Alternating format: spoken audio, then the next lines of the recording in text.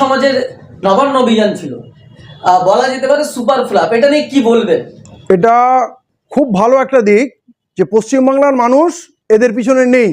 প্রতিটা সংগঠন দল তাদের অবস্থান পরিষ্কার করেছিল এবং আমরাও করেছিলাম যে এর পিছনে কেউ যেন না যায়। এটা আরএসএসের সন্ত্রাসীদের, বিজেপির গুন্ডা বাহিনীর এটা একটা সন্ত্রাসী আক্রমণ হবে এবং এরা খুনোখুনি করবে, এরা বাংলাকে দাঙ্গা লাগাবে, আগুন লাগাবে, অতএব এদের থেকে দূরে থাকুক। আমি আনন্দিত যে বাংলার মানুষ, সচেতন মানুষ এদের সঙ্গ দেয়নি।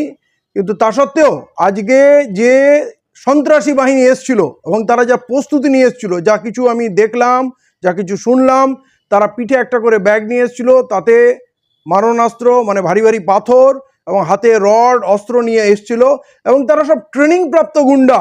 আজকে আমি কলকাতা পুলিশকে, রাজ্য পুলিশকে সাধুবাদ জানাবো যে এই সন্ত্রাসীদের তারা দমন করেছে, বাংলার রাজধানীকে আজকে তারা রক্ষা করেছে এবং তার জন্য তারা জীবনের বাজি লাগিয়েছে। বহু পুলিশ আহত হয়েছে এবং শুনলাম একজন পুলিশ চোখে নাকি রড দিয়ে এমন আঘাত করেছে, হয়তো তার চোখটা থাকবে কি থাকবে না জানি না।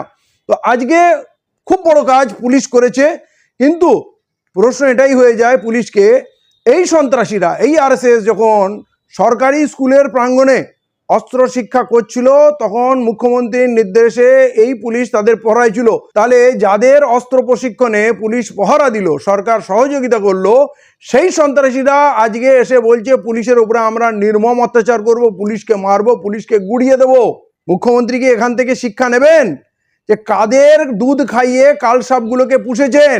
এই যে অমিত শাহর সঙ্গে মিটিমিটি বন্ধুত্ব, গোপনে যে মোদির সঙ্গে অমিত শাহর সঙ্গে যে আলোচনা, তার ফল কি হলো? আজ বাংলা জ্বলছে, বাংলাকে শ্মশান বানানোর প্রচেষ্টা হচ্ছে। এর জন্য কি মুখ্যমন্ত্রী আপনি দায়ী নন? এর থেকে কি আপনি শিক্ষা নেবেন? মনে হলো আজকে যুদ্ধক্ষেত্র, দিল্লিতে কৃষকদের আটকাতে যেমন কাঁটা তার দিয়ে ঘিরে দেওয়া হয়েছিল, আজকে কলকাতাকে দুর্গ বানাতে হয়েছে। রাস্তার মধ্যে পার্মানেন্ট লোহার খুঁটি দিয়ে ঝালাই করে ব্যারিকেড তৈরি করা হয়েছে যাতে মানুষ তাকে টপকাতে না পারে।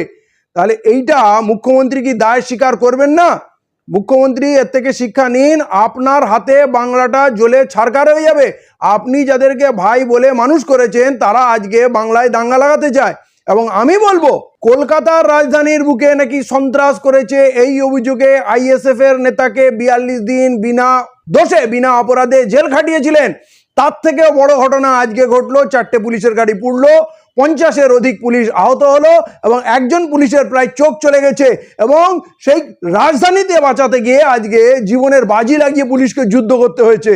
এবার কি তাদের নেতা শুভেন্দুকে কি আপনি জেলে পুরবেন নাকি ছোট ভাই বলে ক্ষমা করে দেবেন? আজকে আপনাকে প্রমাণ করতে হবে আপনি কি নিরপেক্ষ মুখ্যমন্ত্রী, আপনি কি বিজেপির বন্ধু নন, আপনি কি প্রকৃত বাংলাকে ভালোবাসেন নাকি আরএসএস কে দেশপ্রেমিক সংগঠন মনে করেন? এইটা আজকে পরীক্ষার ব্যাপার। আপনাকে এই পরীক্ষায় হয় পাশ করবেন নয় ফেল করবেন। শুভেন্দু অধিকারী, অর্জুন সিং এরা সব ময়দানে ছিল, এরা কি জন্য ছিল? আর শুভেন্দু তো বলেছিল গুলি চলবে, যা বলেছে তাই করে দেখিয়েছে। এবারে আপনার কাজ হচ্ছে ওই সন্ত্রাসীদের জেলে পোড়া এবং ওদের নেতা শুভেন্দুকে জেলে পুরতে হবে। দেখি আপনি 42 দিন ওকে রাখতে পারেন নাকি 42 ঘন্টা রাখতে পারেন। কি করেন? বাংলা আপনার দিকে তাকিয়ে আছে, এবারে আপনার পরীক্ষা শুরু। এটা তো আরএসএস এর বাহিনী এসেছিল, ছাত্র সমাজের ব্যাখ্যা ওরা দিতে পারবে না। ছাত্র সমাজ কবে রেজিস্ট্রেশন হয়েছে, কোন ইউনিভার্সিটিতে আছে, কোন স্কুলে আছে, 40-42 বছরের 50 বছরের লোকরা দেখছি ওখানে দাঙ্গা করছে, ওরা কেমন ছাত্র? তাহলে এইটা বাংলার মানুষ বুঝে গেছে। যদি ওরা ছাত্র হতো আজকে ভাইটাল পরীক্ষার দিনে ওরা এই তাণ্ডব করতো না। কত মানুষ কলকাতায় ভয় আসেনি, আজকে জেলার মানুষ কলকাতায় ভয় আসেনি, কোথায় গিয়ে সেখানে বিপদে পড়ে যাব। তাই কলকাতায় আজকে সাধারণ মানুষ ছিল না, শুধু দাঙ্গাইরা ছিল আর তার সঙ্গে পুলিশ ছিল। কিন্তু মানুষকে সাধুবাদ জানাবো যে সাধারণ মানুষ, বাংলার মানুষ কিন্তু গণতন্ত্র প্রেমী মানুষ, কিন্তু তারা কিন্তু এদের ষড়যন্ত্র থেকে নিজেকে দূরে সরিয়ে রেখেছে, এটা তাদের সাধুবাদ জানাবো। আমরা পুলিশের বিরুদ্ধে কথা বলতে ভয় পাই যে যারা আইনের রক্ষক তাদের বিরুদ্ধে কথা বললে এটা রাষ্ট্রদ্রোহিতার ব্যাপার হবে। আমি যদি পুলিশের বিরুদ্ধে বলি পুলিশকে মারবো, পুলিশকে অত্যাচার করব, পুলিশকে ধ্বংস করব, এটা রাষ্ট্রদ্রোহিতার, কারণ তারা রাষ্ট্র সেবক, জনগণের সেবক। তাদের সরকারি ফোর্স, সেই সরকারি ফোর্সকে বলছে আমরা তাদেরকে অত্যাচার করব, তাহলে কত বড় বুকের পাটা। এদের পিছনে কারা আছে, কাদের ব্যাকিং আছে, এবং এদের ট্রেনিং দিয়ে এই জন্য আনা হয়েছে। তাদের মনে কোনো ভয় নেই, দ্বিধা নেই। তারা বলছে, একদিকে বলছে দিদি দিদি বলছে, মানে ওইটা তাদের একটা পারিবারিক সম্পর্ক, দিদি বলছে, সেই সম্মান দিদির প্রতি রাখছে, কিন্তু বলছে পুলিশকে বলছে আমরা মেরে গুড়িয়ে দেবো, পুলিশের উপরে ব্যাপক অত্যাচার করব। কোন সাহসে বলছে? কারণ তাদের মাইন্ড সেট আপ এরকমই। তাদের ওইখান থেকে যা ট্রেনিং দিয়েছে, যে কোনো মূল্যে কলকাতা এসে তছনছ করতে হবে, আগুন লাগাতে হবে, দাঙ্গা লাগাতে হবে। অবশ্যই পুলিশকে সাধুবাদ দিতে হবে, তাদের এই মহাপরিকল্পনাকে পুলিশ ব্যর্থ করেছে।